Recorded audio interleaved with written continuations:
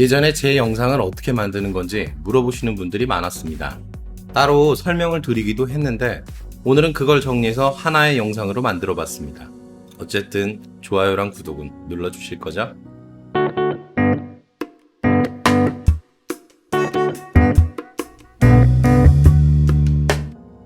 아이디어를 찾고 모으는 시간은 영상 제작 시간으로 생각하지는 않습니다. 하지만 이것도 나름 상당한 시간이 드는 것 같습니다. 보통은 두세 가지 아이디어를 한꺼번에 가지고 있다가 하나를 선택해서 사용합니다. 아이디어를 채택할 때는 실제로 제가 처리해본 사건이거나 주변에서 있었던 일에서 선택합니다. 그래야 좀 생동감이 있기 때문입니다. 아이디어들이 모이기 전까지는 이렇게 인터넷을 서핑하다가 좋은 내용을 발견하면 이렇게 클릭해서 아이디어를 던져 넣습니다. 화면의 프로그램은 에버노트란 프로그램인데 이럴 때 참 유용합니다. 버튼만 클릭하면 알아서 들어가니까요. 프로그램을 열어보면 이런 식으로 알아서 아이디어들이 모여 있습니다. 저는 2012년을 기점으로 이 시간 이후에 만들어지는 모든 자료를 디지털화 시키기로 마음먹었습니다. 그리고 그 모두를 이렇게 에버노트에 다 때려 넣었죠. 업무나 개인적인 자료까지 모두 다요. 다람쥐는 모아놓은 먹이의 70%를 찾지 못해서 잃어버린다고 합니다. 제가 딱 그렇습니다. 저도 제가 모은 자료의 70%를 대부분 다시 보지 않습니다. 하지만 나머지 30% 때문에 저 같은 게으른 사람도 꼼꼼하다는 소리를 듣게 됩니다. 유튜브 영상을 만들 때 제가 매번 자료를 찾아서 인용할 수 있는 것은 바로 이 에버노트에 제 기록들이 모두 들어있기 때문입니다. 아이디어의 수집이 끝났으니 이제는 논리전개 및 조직화 과정입니다. 저랑은 정치 성향이 완전히 다른 읍튜브라는 사람이 있습니다. 혐오적인 말과 자극적인 공격이 많아서 현재는 채널이 삭제된 상태입니다. 근데 이 사람이 채널이 폐쇄되기 전에 자기가 어떻게 유튜브 영상을 만드는지 4분 30초짜리 영상을 만든 적이 있습니다. 그걸 보다 깜짝 놀랐던 것이 그 영상 중에서 30%가량인 1분 30초 동안 자기가 어떻게 기획하고 있는지를 얘기하더라고요. 그의 주장에 동의는 하지 못하지만 그래도 논리는 모르는 것처럼 자연스러웠는데 다 이유가 있었던 겁니다. 그는 어떤 얘기를 하고 싶을 때 반대 진영의 논리를 가져다가 공격해 본다고 합니다. 그리고 다시 그것에 대해서 재반박을 해보기도 하고요. 계속 머릿속에서 그런 시뮬레이션을 하다 보면 어떤 식으로 공격해야 유효타가 들어가는지 나온다고 하더군요. 저 역시 비슷합니다. 저도 이런 식으로 제 논리와 반대 논리를 쌓아가면서 시뮬레이션 하는데 가장 많은 시간을 사용합니다. 그러다 보니 제 아이디어 찾기, 논리 전개 및 조직화, 스크립트 쓰기 이 3단계가 제 작업 시간 중 거의 60%를 차지합니다. 길고 지루한 과정이라 빼고 싶기는 한데 이 과정이 빠지면 굉장히 편협하고 전투적인 내용이 되어버립니다. 본인의 생각 안에서는 항상 옳을 수밖에 없으니까요. 그리고 내 생각과 다른 것은 모두 어거지가 되어버립니다. 불행히도 이런 분들이 보험사 안에도 그리고 제가 일하는 보상 쪽에서도 매우 많습니다. 그래서 이런 걸 피하기 위해 고작 유튜브를 만드는 과정일 뿐이지만 굳이 번거로운 시뮬레이션 과정을 꼭 거치는 편입니다. 조사된 자료를 분류하고 주장하고 싶은 논리, 반대되는 논리를 쌓아가면서 시뮬레이션 할 때 저는 주로 마인드맵을 사용합니다. 시뮬레이션을 넘어서 구조를 만들어 정리하고 그걸 다듬어서 영상을 만들 때도 마인드맵은 매우 유용합니다. 게다가 제가 그렇게 생각하게 된 근거의 링크도 이렇게 추가할 수 있고요. 화면의 프로그램은 iDodgeX라는 마인드맵 프로그램입니다. 전편의 내용을 가지고 살펴보면 중복장애, 동일부위장애, 파생장애 등은 원래 각각 별개의 내용들이었습니다.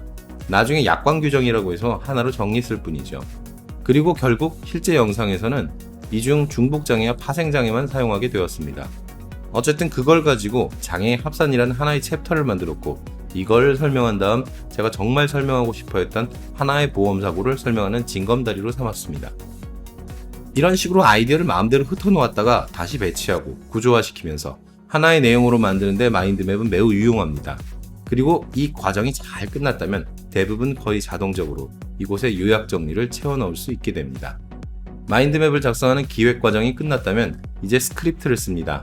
보통 이런 식으로 OPML 형태로 내보내기를 하고 스크리브너라는 글쓰기 프로그램에서 불러오기를 한 다음 글을 씁니다. 이 프로그램을 쓰는 이유는 전체 글을 한 번에 쓰는 게 부담이 되기 때문입니다. 이런 식으로 마인드맵의 세부 가지 중 마음에 드는 하나만 골라서 토막글을 씁니다. 이렇게 각각 토막글을 써놓은 다음 이렇게 다시 전체 모드로 놓고 다듬어가면서 완성하면 저 같은 게으름뱅이도 꽤 긴 글을 쓸 수 있게 됩니다. 만약 텅 빈 화면만 놓고 글을 쓰라고 하면 전 패닉 상태에 빠져 그때부터 낮술을 마시고 있을 수도 있습니다. 스크리브너라는 프로그램은 이것 말고도 다양한 기능이 있고 생각보다 가격이 싸서 추천합니다. 다만 맞춤법은 따로 워드나 한글에서 해야 합니다. 스크립트를 쓰게 된 것은 다루는 내용이 점점 어려워지면서부터인 것 같은데 나름대로 새로운 기술을 익히게 된 계기가 되기도 했습니다. 하지만 개인적인 느낌은 콘티를 만들 때가 더 역동적이고 활력 있었던 것 같습니다. 스크립트를 쓰고 나서는 뭔가 좀 고리타분해진 것 같네요. 제일 좋은 방법은 콘티를 짜고 스크립트를 다시 맞춰 쓰는 건데 지금도 죽을 것 같은데 말이죠.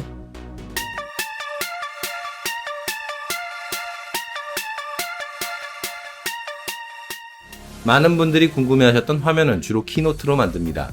키노트는 맥에서 사용하는 파워포인트라고 생각하시면 됩니다. 과거에는 영상 하나를 만들 때마다 일일이 만들었기 때문에 시간이 많이 걸렸지만 지금은 91개 정도나 되는 키노트가 있기 때문에 템플릿처럼 여러 곳에서 각각 따다가 만들면 됩니다. 영상에서 보이는 화려한 효과들은 대부분 키노트에 있는 애니메이션 효과입니다. 이걸 적절히 잘 배치해서 사용하고 있을 뿐이죠. 간혹 영상 편집 프로그램 자체의 플러그인을 사용하기도 합니다. 하지만 대부분은 키노트 자체의 효과를 사용합니다.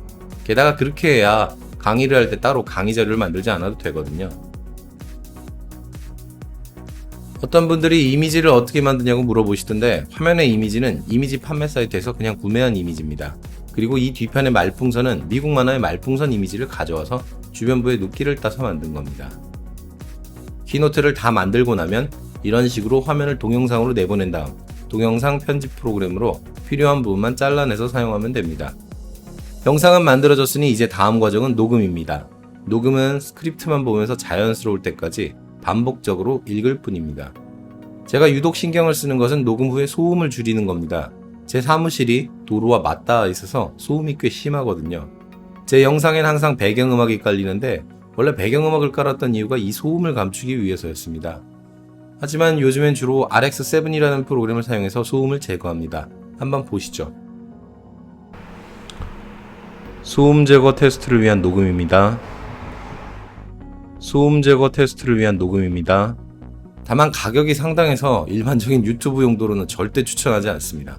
많은 분들이 영상 편집 프로그램을 다루는데 공포가 있으시더라고요. 전문적으로 배워야 하는 게 아닌가 하고 걱정하시기도 하고요. 저는 파이널 컷이라는 영상 편집 프로그램을 사용하고 있습니다. 따로 배운 적은 없습니다. 제가 원하는 기능을 유튜브 영상을 보면서 익힌 거라 딱 거기까지만 특화되어 있습니다. 저는 주로 컷 편집만 하면 되니까 상대적으로 쉬운 편입니다. 저는 어떤 특정한 말이 시작될 때 화면이 같이 움직이는 것에만 신경 씁니다. 이렇게 마커를 찍어 놓고 여기에서 애니메이션이 시작될 수 있도록 영상 자체를 자르고 늘리기만 하면 됩니다. 자막을 제작하는 건 역시 쉽습니다. 이미 스크립트를 써놓았으니까 이런 식으로 복사해서 붙이기만 하면 되거든요. 게다가 예전에 만들어 놓은 거에서 주요 부분을 지우고 재사용하는 경우가 많으니 다른 작업에 비하면 반복 작업이죠. 그래서 그런지 영상 편집 시에 지루해서 조는 경우가 정말 많습니다. 손해와 보험연구소. 돈 내는 보험에서 돈 받는 보험으로 보험금 지급만 연구합니다. 자, 오늘은 여기까지입니다. 혹시라도 저 같은 컨셉으로 유튜브 영상을 만들려고 생각하시는 분이 있으셨다면 도움이 되셨으면 좋겠습니다. 오늘 영상이 도움이 되셨다면 아래의 좋아요와 구독 버튼을 눌러주세요. 또 네이버 밴드에서는 좀 자주 소소한 얘기를 하고 있습니다. 아래의 링크를 참조해주세요. 저희는 교통사고, 후유장애, 진단금, 산재 및 근제, 그리고 각종 면부책에 대한 상담을 전문으로 합니다. 상담을 원하시거나 교육을 원하시는 분은 네이버에서 손해와 보험 연구소를 찾아주세요. 들어주셔서 감사합니다.